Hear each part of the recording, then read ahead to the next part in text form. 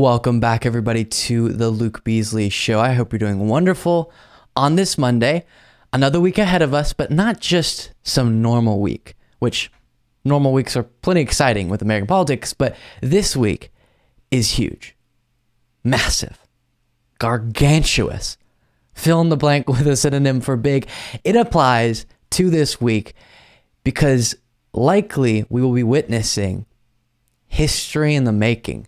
Holy smokes. You know what I'm referring to, the likely Trump arrest. We'll get into that in just a second here. But before we do, you're realizing, if you're watching this on the YouTube channel, today's full show is going to be available to everyone on the YouTube channel publicly. Normally, it's just for our members at lukebeasleyshow.com/membership. But today, everyone's getting it. Number one, because what a week to be starting. We should all share in that experience together. Number two, so that you can kind of get a sense, sort of how we've done in the past with bonus shows on occasion, get a sense of what would you be getting, which is the full video version of the show, hours before all the clips are able to be, all the stories individually are able to be uploaded to the YouTube channel, the weekend bonus show, and you're supporting what we do.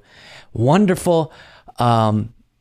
And then the third reason I wanted to upload it for everyone is to say thank you so much. I said this on yesterday's bonus show, but for everyone, thank you so much for watching, whether it's supporting through membership or just being a viewer, a listener. It is so greatly appreciated. And I always feel this way, but lately have just been overflowing with gratitude. This is what I get to do. It's such a blast. I love it so much. And that's quite literally my reality because of you. And I'm so grateful for that. Thank you, thank you, thank you. I wish there were more ways to say it, but I absolutely mean it. Not to get too gushy. With all that being said, let's dive into today's show. Donald Trump has announced to the world that at least he believes he's going to be arrested.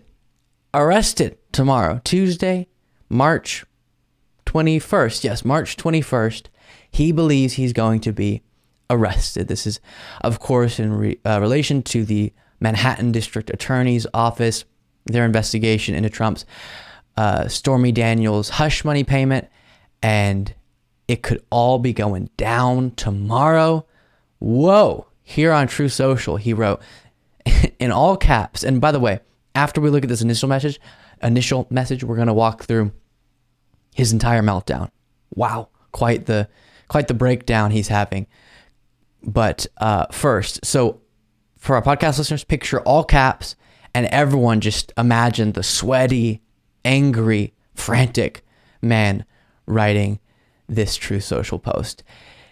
Now illegal leaks from a corrupt and highly political Manhattan District Attorney's Office, which has allowed new records to be set in violent crime and whose leader is funded by George Soros, indicate that with no crime being able to be proven and based on an old and fully debunked by numerous other prosecutors fairy tale, the far and away leading Republican candidate and former president of the United States of America will be arrested on Tuesday of next week. That was all one sentence. Tuesday of next week, period. One sentence. Whew. Protests take our nation back. Now, who knows why he's talking about himself in the third person like that? And also, something I've said before, the only way I can stay sane doing this is to not allow myself to always feel in my body what I think in my head. Meaning, I can't feel angry about all the things that I am intellectually angry about, if that makes sense. And so you'll notice my energy often on many stories is kind of lighthearted. But don't mistake that for me not understanding the severity, because here, him saying, take our country back, protest, while peaceful protests are awesome, of course, we support people's right to do that, he understands the context of saying the country is being taken from his followers, saying take it back and protest, while in literal terms could be fine. Protest, hooray. What was the last time he was using similar language? January 6th. And so there could be some reading between the lines that's being done, and that is terrifying. And it's important for us to recognize that hopefully everything stays peaceful here.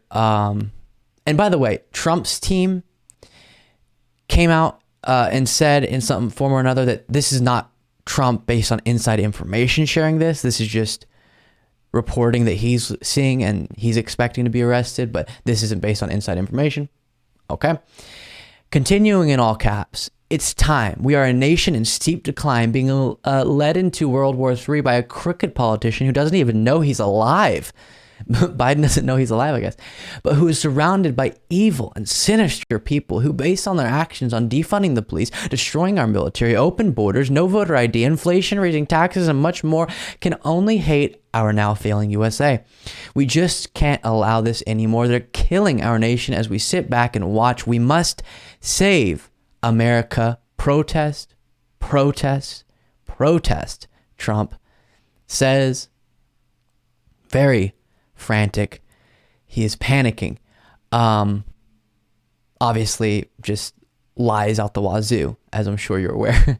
Then next post, remember the same animals and thugs. Now, that type of language, animals, that's intentional and dangerous. Because when you're saying take your country back, protest, protest, protest, again, protesting is fine, but not everyone's going to take it to mean peaceful. And then calling those that you would be taking the country back from animals, that is so dangerous. Remember, the same animals and thugs that would do this to perhaps 200 million people. 200 million people? Who's he talking about? But actually, all Americans are the communists, Marxists, rhinos, and losers that are purposefully destroying our country. Can someone find me one singular person in a position of power who is a communist Marxist? Communist/Marxist. Now, rhinos and losers, right? Both of those are, interpretive, but communist and Marxist would be someone who subscribes to a particular ideology. And the only communists and Marxists that I'm aware of are online individuals who don't hold any positions of power. So it's a very strange obsession of the right wing. I don't even know if y'all want me to continue, but come on, got to do it. Can you imagine the great New York City Police Department, correctly referred to as New York City's finest, who for the first and only time in history endorsed the president, me, and honor me as Man of the Year, having to defend and protect the defunders and cop haters of the radical left. They always go after the left and actually both those things.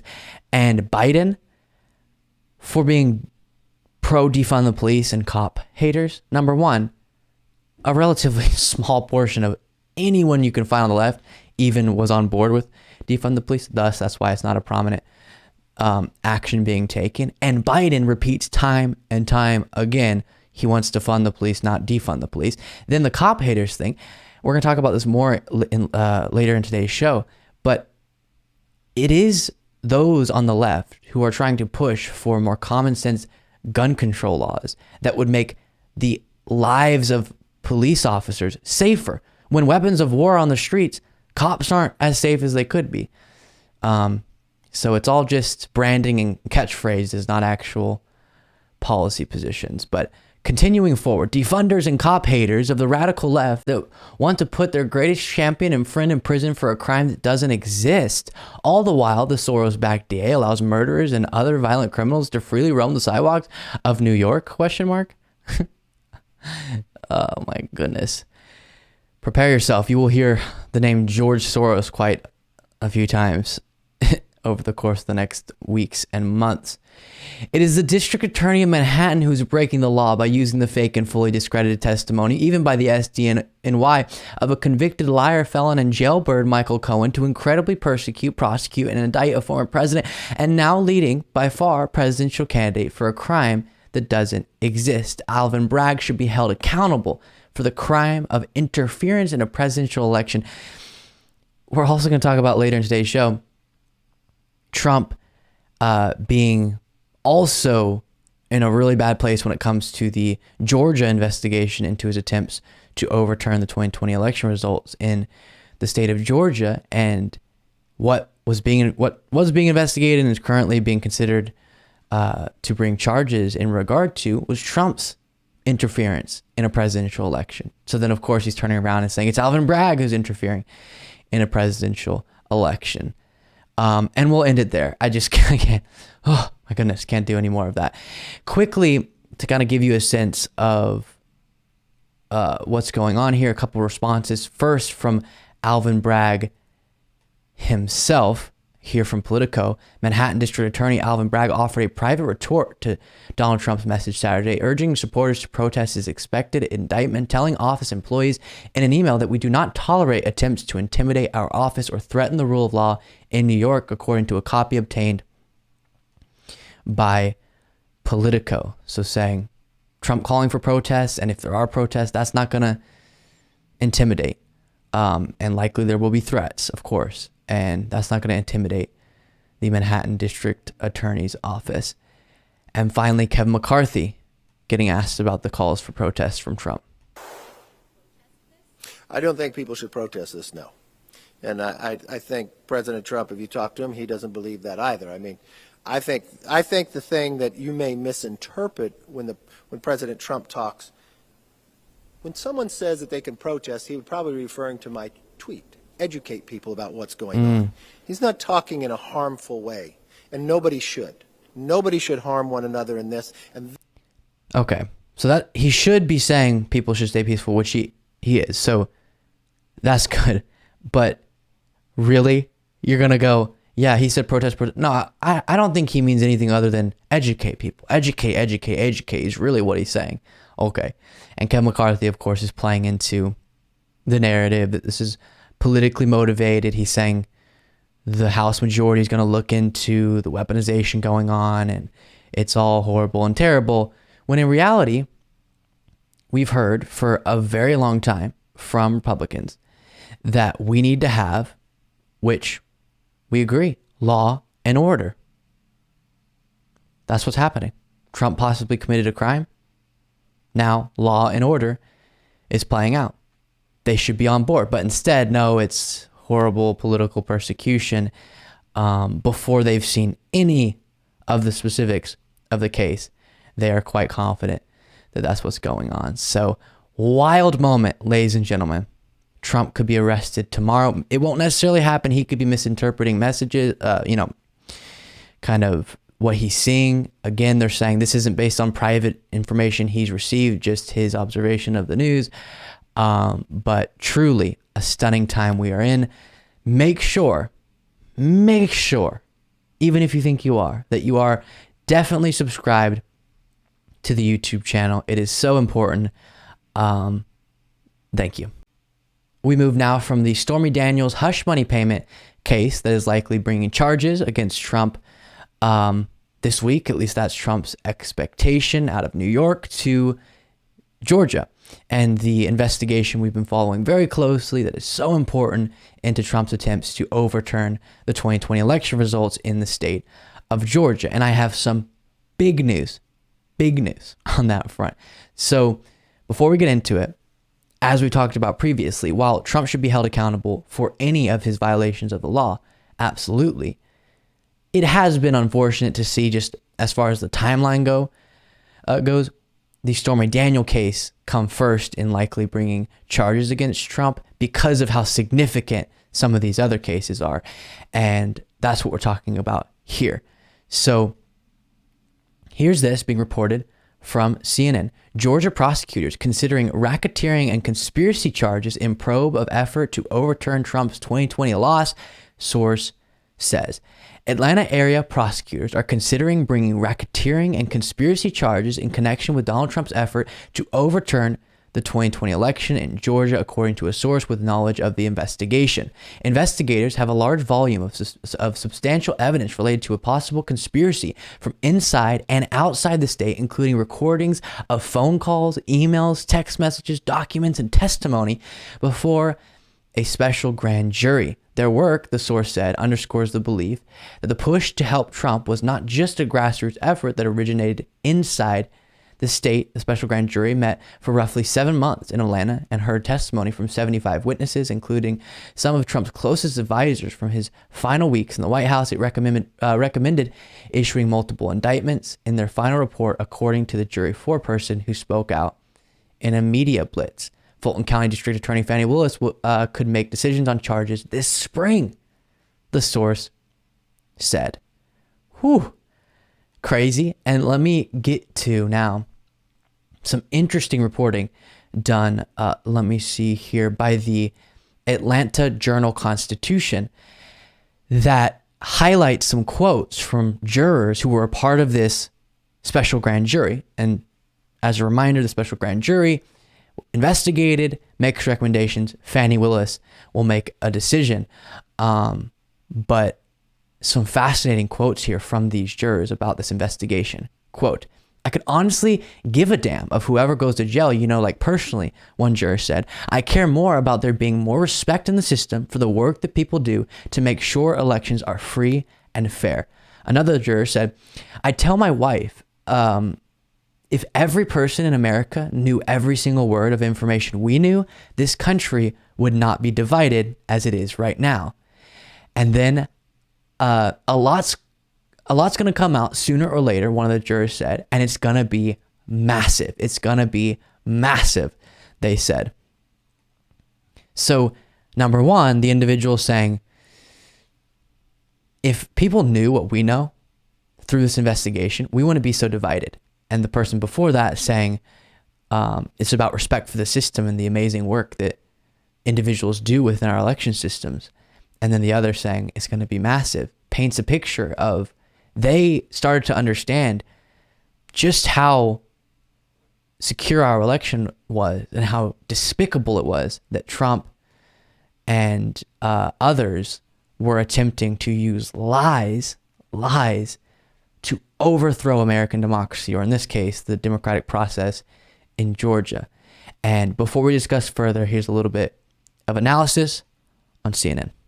Your reporting, Don, is so important. When we're thinking about how a case could be charged, you're always going to start with your base level crimes. And here it appears the DA is looking at potential election interference and election fraud. Now, you reported they're considering conspiracy. That's a loaded word, but all it really means is an agreement, a meeting of the minds between two or more people to commit a crime. And then if you go up to racketeering, now this is a really powerful tool that prosecutors use. What you have to do is show two things. First of all, the existence of what we call a racketeering enterprise. That can be a mafia family, that can be a drug trafficking organization, but it can also be a corporation or a political entity. And then you have to show that they engage in what we call a pattern of racketeering activity, meaning that they committed two or more crimes in an organized fashion, which brings us to this other new piece of information. There's a third phone call. We already know about, of course, the infamous phone call to Brad Raffensperger. I just want to find 11,780 votes. There's also a public recording of Donald Trump talking to this investigator, Frances Watson, when he tells her, when the right answer comes out, you'll be praised. Now we know Trump also called the former Georgia Speaker of the House, asking him to convene a special session. Now, Don, as we know, we've heard from some of the grand jurors, special grand jurors who've come out. They've told us that they've recommended indictments for more than a dozen. Okay. So, conspiracy, racketeering, election interference, and fraud, which there seems to be, we don't know everything that's in the investigation and what they've uncovered, but even what we do know, there seems to be quite a bit of evidence that Trump was indeed trying to interfere in the election, indeed trying to, without any grounds, overthrow the results. Just say, nah, I'm the president. I'm going to be the president for the next 4 years, despite losing the election. And a lot of it is recorded. Find me 11,780 votes that don't exist and declare me the winner. Calling the Speaker of the House, as we recently covered, the fact that the recording was shown to these jurors of Trump calling the late Speaker of the House of Georgia at the time and asking him to call a special session to overturn the election results. It is just hard as these words leave my mouth to recognize this is real life. This is what we're talking about. And in the spring is what is being reported. We could see charges coming out of Georgia coming out of Fulton County, and that would be very good for democracy. Last thing on this, CNN reports, attorneys for former President Donald Trump have asked for a judge to toss the final report and evidence from a special grand jury in Georgia that spent months investigating efforts by Trump and his allies to overturn the 2020 election. Yeah, of course they are. Can you toss all that out? That kind of makes Trump look bad. That's not going to happen, but of course they will be attempting to get all of the damning evidence thrown out. All right, so there it is. Wow, big stuff. You can tell. I'm rather excited because it was a very dark time for American democracy that we observed, and we're still in it in a major way. And for our legal system to respond in the way that it should is going to give me some hope for the future. Well, Ron DeSantis has responded to the fact that Trump is likely going to be charged out of the Manhattan District Attorney's Office, their investigation that's been going on into the Stormy Daniels hush money payment. And Trump has publicly said he expects to be arrested tomorrow, Tuesday, or at least I'm recording this on Monday. So Tuesday is tomorrow as of now. And Ron DeSantis kind of took a jab at Trump, as you'll see here, but then is playing into the narrative that it's a witch hunt, but also definitely taking a jab at Trump, which is interesting. I don't know what goes into paying hush money to a porn star to secure silence over some type of alleged affair. I can't speak to that. But what I can speak to is that if you have a prosecutor who is ignoring crimes happening every single day in his jurisdiction, and he chooses to go back many, many years ago to try to use something about porn star hush money payments, that's an example of pursuing a political agenda and weaponizing the office. Did I mention porn star? That's hilarious because he could have just done the second half, right? Why is he going back? Weaponization, this, that, and the other thing. But two things that are notable. The first is that he's getting in a dig. Porn star Trump, making sure those are tied together, which perfectly fair. And the party of family values is saying that Trump is the great fighter of, the Christian values and stuff. And he has all these life experiences that don't seem to align with the party of family values, but perfectly fair to highlight that. The second thing is that he's saying, I don't know at all what goes into a case about porn star hush money payments, but also it's a weaponized case. If you don't know, then how would you know, right? Next moment here. I've got to spend my time on issues that actually matter to people. I can't spend my time worrying about things of that nature. So we're not going to be involved in it anyway. I'm fighting for Floridians, and I'm fighting back against Biden. That's what I do every single day. So brave. So that seems to be in reference to calls from MAGA for DeSantis to use his power as governor to protect Trump in the state of Florida against this or whatever. So he's saying he'll continue working to, ban books or whatever, spend his time doing those important things, get rid of the CRT that doesn't exist from schools, and be doing that instead of worrying about Trump. Okay. And then you have Mike Lindell, very unhappy with these statements from DeSantis. Fredericks did a great job on his show this morning in outlining this. And Governor DeSantis, you're better than this. That was a weasel approach. And don't throw in the thing about the porn star. I don't need to hear it from you, okay? Don't need to hear it, okay? Mike Lindell, the Election Crime Bureau report, sir. Well, first of all, DeSantis is the Trojan horse. Mike, you got to brighten up that camera. That's a disaster. First, we thought he was. I just want to put that out there, how disgusting he is. Remember, everybody, he met with Dominion lawyers on figuring out a way to make it easier to sue people for defamation, like MyPillow and Mike Lindell. If they arrest our great President Donald Trump, hands down, he wins. Fredericks did a great job. What is all this talking in third person within MAGA? Mike Lindell saying, making it easier to sue Mike Lindell, but you're Mike Lindell. We have a word for that when you're talking about yourself. It's me. And Trump does that in his Truth Social post. His announcement about the possible arrest was saying the former president of the United States and leading in the talking about himself in the third person. I hear that Luke Beasley guy has a show you should watch. Subscribe to Luke Beasley's channel, everybody. Very bizarre, gotta tell you. So there it is. MAGA unhappy with DeSantis over his snarky comments there. I have now for you some clips of Republican presidential candidate Nikki Haley at a recent Vision 24 National Conservative Forum, something or another, that was going on. Some conservative speakers were at it, and she was one of them. And the first one I'll show you will definitely cause you to cringe a little bit. Here's this. Dual personality? I mean, just help us with this. No, when you're born in South Carolina, you learn how to kick with a smile, right? So, I mean, it's Look, I am a fierce fighter when it comes to my family, when it comes to my country, when it comes to the things that I love and believe in. But I can pretty much tear you apart without you realizing I just did it, and I can smile the whole time doing it. You know, Dual person. Okay. By the way, this part. You're born in South Carolina, you learn how to kick with a smile.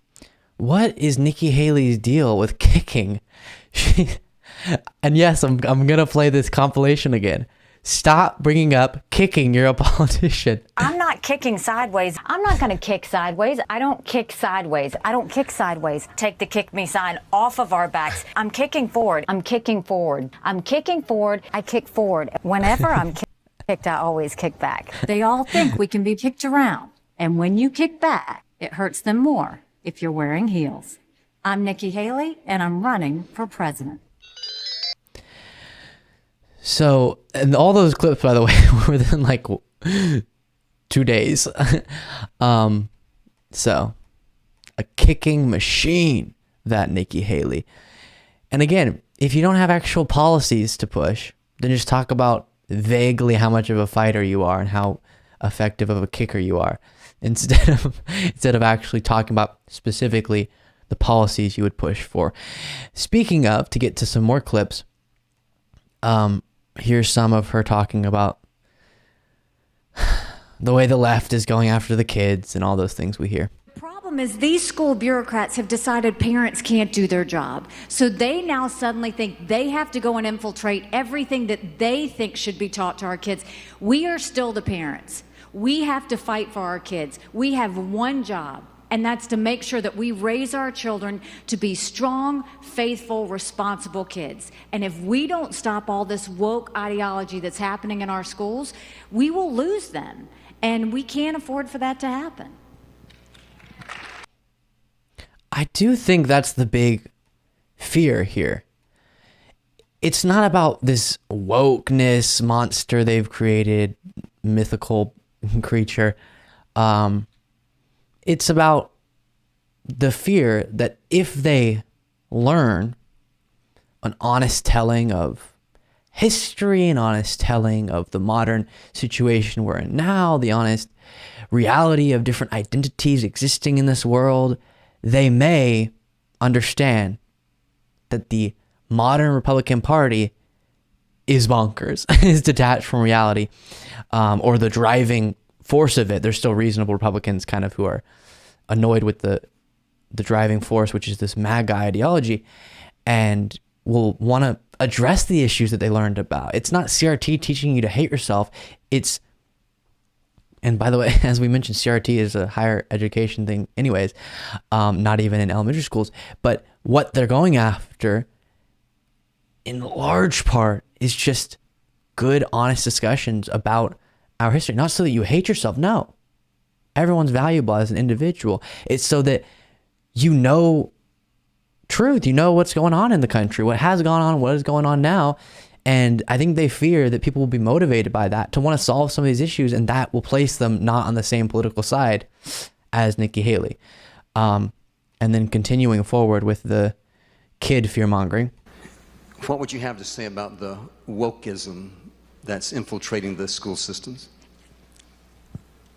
90% of our American kids are now under critical race theory. And what that means is if a little girl goes into What is that? Critical race theory is a course that kids couldn't possibly understand. It is for higher education settings. What are you talking about? 90%? Where'd you get the figure 90% from? You pulled that out of somewhere. kindergarten. If she's white, you're telling her she's bad. If she's brown or black, you're telling her she's never going to be good enough and she's always going to be a Who is saying that? victim. I mean, that's wrong. The idea that we are dividing our children based on race, based on religion, based on all of these things, that's not what was supposed to happen. We talked about the... What would you have to... It's so pointless. Isn't it fascinating? There's an entire movement that is reacting to something that in large part doesn't exist. That's wild. And then more kids stuff. Our kids need to be saying the Pledge of Allegiance when they start their day so that they know to love America.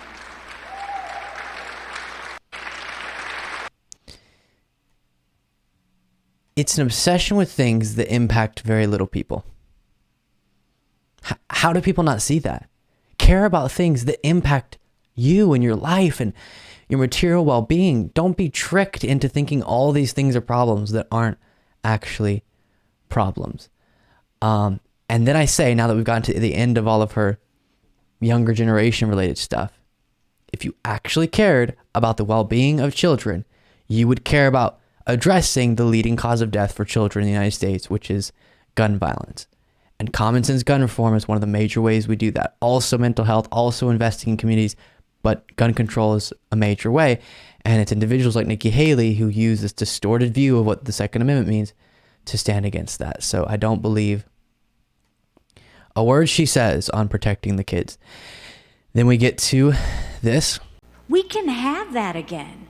Don't let anybody tell you we can't have that again. But in order to have that again, we've got to stop this national self-loathing of people saying America's bad or it's rotten or the fact that it's racist. I was elected, you elected me, the first female minority governor in history. America's not racist, we're blessed. Okay, that whole conversation, is America a racist country, is so pointless. It's so pointless. There's racist individual. I don't care if the entity of a country or if the country, that doesn't even mean anything. There's racist individuals. Those should be pushed back against. There's systems that disproportionately impact people negatively along racial lines. That needs to be addressed. You're saying words that mean nothing. Is a country racist? What? Why?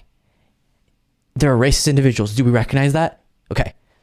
We should try to make sure people are not racist. There are systems that hurt people along racial lines. Let's address that. That's the conversation. Oh, my goodness. Okay, then to give you a sense of the word I keep coming back to is pointless, just patronizing. This whole event was. This is Marsha Blackburn at the same event. Woke is their favorite word. Wokeism. Woke is your favorite word, Marsha Blackburn. Woke is their favorite word. Wokeism is their favorite activity. What? Who wants to go wokeism with me? And they adhere to DEI and ESG like it's a religion. It is that important to them. Woke. Just an absolutely pumped crowd there. And then you have, let's see here, Tim Scott. And then you would target education if you wanted to ruin America. You would, during the He's talking about if you wanted to ruin America, this is what you do. pandemic, lock kids out of the classroom. And after the pandemic, you would lock poor kids into failing schools if you wanted to ruin America. You would, instead of teaching the ABCs, you would teach C. I knew y'all were smart. I just knew y'all were smart. I could look in the front row and say, wow, this is a smart group. And I look in the back and say, oh my gosh, they're smart back there too.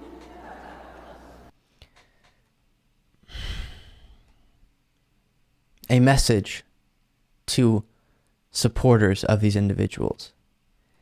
They don't respect you if this is how they speak to you. If they think they can trick you and convince you they're working for you when all they're doing is talking about a mythical problem of wokeism, if they think they can spend all of their time on the campaign trail in positions of power, addressing things that largely don't exist while they actually hand more power to the powerful, hand more wealth to the wealthy, they don't respect you. They talk to you. I don't get it. They talk to their supporters in such a patronizing manner. Snap out of it. This is a distraction. The whole wokeism thing. Are there annoying people on social media? Yes. In the current environment we're in, sorry about that, if y'all heard a notification. In the current political environment we're in positions of power, you have one party that is flawed but does push for good actions, and another party that is almost entirely just flawed and is constantly trying to, again, make the powerful more powerful, the wealthy more wealthy, and not investing in the lives of most Americans, unless you're at the very top of the economic ladder. That's what's happening. The actions. Don't be tricked by the words so much and so many times. And that's what this whole movement is about. They're distracting you. I'm being negatively impacted too, but you're being scammed.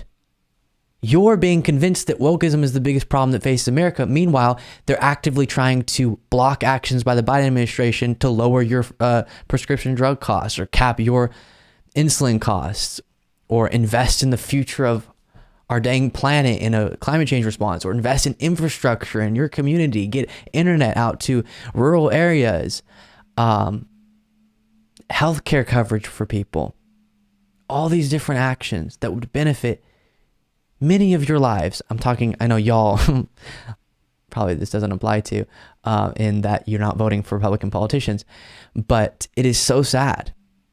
And it's such a scam. And we're seeing it all play out. I have for you a fascinating and stunning report from the Texas Tribune that outlines how police officers who responded to the Uvalde mass shooting at Robb Elementary, where 19 students were killed and 2 teachers, were afraid to go in. You might remember they just would not respond properly. They would not enter the room and stop the shooter because he had an AR-15. That's why they're saying they were afraid. And while this is not an excuse for their improper response, it does highlight something that we've said for a long time on the left, which is if you actually cared about police officers, you would be pro more gun control, pro common sense gun legislation. And it is the Republican Party who's constantly saying the words, as we talked about in the last segment, saying the words of we support the cops, but not allowing legislation that would actually make them safer. And in this situation may have allowed them to respond better. Again, it's not an excuse for their actions, but it's what they're citing here.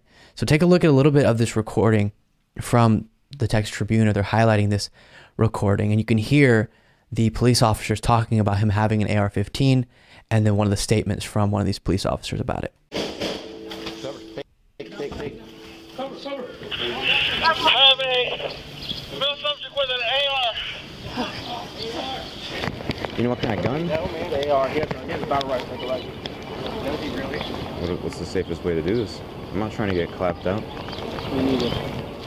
You knew that it was definitely a AR-223 round. You could see the shell casings. We had no choice but just to wait and try to get something that had better coverage where we could actually stand up to him. I called for long rifles, I know that. I don't know what words I used, but I knew we needed to get a whole bunch of those over there because I didn't have one, and I don't recall if Lieutenant Martinez even had one when we walked up. Stop my truck, take out my AR, get it ready. I know there's schools going on. You're going to be shooting me. I need my AR. Safe. Okay, so you can hear them very aware of the fact that it was an AR-15 that was making them, or that was what they were feeling justified not actually entering. Here from the Texas Tribune, once they saw a torrent of bullets tear through a classroom wall and metal door, the first police officers in the hallway of Robb Elementary School concluded they were outgunned and that they could die. The gunman had an AR-15, a rifle designed used by U.S. soldiers in every conflict since Vietnam. Its bullets flew toward the officers at 3 times the speed of sound and could have pierced through body armor like a hole punch through paper. They grazed 2 officers in the head, and the group retreated. It outlines some of those quotes we heard in that video. Quote, "You knew that it was definitely an AR," Uvalde Police Department Sergeant Donald Page said in an interview with investigators after the school shooting. "There was no way of going in. We had no choice but to wait and try to get something that had better coverage where we could actually stand up to him." So when there's kids in there dying, you enter. I understand that it's terrifying, but you enter. But the fact that they, as police officers, recognize the threat of an AR-15 in the situation to the point where it changes their actions so dramatically highlights, again, if you cared about the lives, as the modern Republican Party is constantly talking about, of children and police officers, protecting children and standing up for police officers. Clearly, that's not genuine, because children are dying. The leading cause of death for children is gun violence, and police officers are in more unsafe situations and are making worse decisions because of the reality of guns designed for war being on the streets. So the lives of children and police officers are being threatened because so many Republicans won't get on board with common sense gun legislation. And don't give me this, no, it's only about mental health or other factors, poverty. Those things need to be addressed too. And often when the Democratic Party puts forward legislation on mental health, for example, Republicans block it. But it's also about gun legislation. When you look at the primary variable that sets the United States apart from other countries, well, there's 2. We have way more guns, way less regulated. That's one. And we have way more gun violence than many other comparable countries. So connect the dots. Other countries have mental health problems. Other countries have issues with poverty. They don't see the gun violence that we see. Why is that? Because we don't implement common sense gun control. And so 2 of the things they talk about the most, backing the blue, protecting the kids. They'll protect the kids, they'll care about protecting the kids when it comes to drag queen story hours, which aren't harming children. And they won't talk about the leading cause of death for children, which is gun violence, and actually implementing solutions to that. It really is sickening. And then back in the blue, clearly not, because the thing that will make cops less safe, we're not regulating properly, being these guns designed to kill people, even if they have, protective gear on. Stunning. Well, we continue into another segment talking about Republican hypocrisy on the issue of kids, protecting the kids. And now we're talking about free lunches for students K through 12 in the state of Minnesota. And we'll talk about, luckily, this bill got signed into law by Democratic Governor Tim Walz. But before that, while it was being debated, Republican State Senator Steve Drazkowski, maybe pronunciation, Drazkowski, I think, Drazkowski, he was opposing this bill, K through 12 students having their breakfast and lunch covered while they're at school. And his explanation for why he opposes it, just look. Mr. President, I have yet to meet a person in Minnesota that is hungry. Yet today. I have yet to meet a person in Minnesota that says they don't have access to enough food to eat. Now, I should say that hunger is a relative term, Mr. President. You know, I had a cereal bar for breakfast. I guess I'm hungry now. That to some might be maybe that's the definition of the bill. I don't know. I didn't see a definition of hunger in the bill, Mr. President. But I think most reasonable people suggest hunger means you don't have enough to eat in order to provide for metabolism and growth. So sick of people celebrating, bathing in, broadcasting their own ignorance. Ugh. So there's a thing that's done sometimes within these types of conversations, and we'll get to the facts in a second here, of pretending that there's nothing in between starving to death and having the proper amount and type of food. There's a huge difference, and there's disastrous consequences to not having that proper situation in terms of food for children. And so pretending like, oh, find me an example of someone who starved to death yesterday means we don't have real problems with food insecurity is so dishonest. Here from 2020, the Department of Agriculture, Economic Research Service, U.S. Department of Agriculture, 14.8% of households with children were food insecure. 14.8% of households with children. And to get you an explanation on food security is defined as having access at all times to enough food for an active, healthy life. And 14.8% in 2020 were not having that provided to them. And then here from 2022, this was published, No Kid Hungry. 1 in 8 kids in the United States are living with hunger. That's 9 million children. Some of these children are missing meals. Others are faced with hunger-related hardships as parents and caretakers make trade-offs between buying groceries and paying bills. So how callous it is that he would talk like that, not just opposing the bill for whatever the reason might be, but pretending there's not a real problem with food insecurity in our country and in Minnesota specifically. And then you might be thinking, okay, of course we shouldn't have 1 in 9 children who are food insecure not being given the proper amount of food to live a healthy life. But I'm sure the program's already in place in terms of free lunch and subsidized lunch and breakfast for children in school already cover those who need it, right? No, CBS writes, 1 in 4 food insecure children don't qualify for support under current federal programs, according to Hunger Solutions Minnesota. This comes at a time when visits to food shelves have soared to new heights, increasing by 50% over the previous year. So, no. And then, to lighten it up, this did end up getting signed into law, which is awesome. Here from CBS Minnesota, Governor Tim Walz put his signature on the Universal School Meals Bill Friday afternoon, providing free breakfast and lunch to all K-12 students, regardless of their parents' income. That is fantastic. This is what our leaders should be doing. And by the way, in case you're wondering, okay, if a lot of people aren't qualifying, just raise the threshold. Everyone doesn't have to qualify, but just raise the threshold so more people do. But there's a lot of information that's been gathered on when you have some people who qualify, some people who don't. There can be a stigma created and just the social harm done to children with the awareness that they have to get the subsidized meal and other people don't. Instead, make it universal. A country that is as wealthy as the United States should not be having to pinch pennies on the food of children. It's really that simple. We're plenty fine spending way more than we would ever need to spend on this in all sorts of places that Republicans support that are far less necessary than the lives and health of children.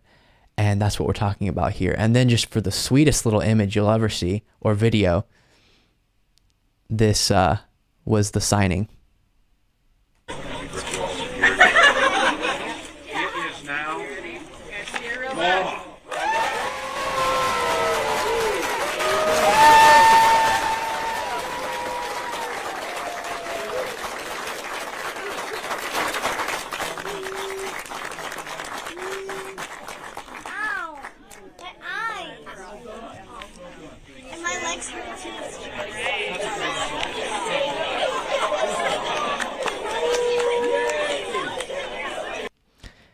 Again, I say, that is why that's what our elected officials are supposed to be doing, providing something to people.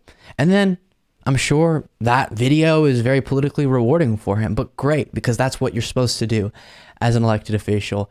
And we should have universal meals for kids in schools, K through 12, across the board, 100%, absolutely no question about it. And it's pretty bonkers that we don't already. Thank you all so much for watching and listening to today's show. A reminder for those watching who aren't already members or our podcast listeners, you can become a member, get the full show hours before all the clips are uploaded, all the individual stories to the YouTube channel, and get the weekend bonus show and be supporting what we do at lukebeasleyshow.com/membership. Thank you all so much. And I'll see you tomorrow.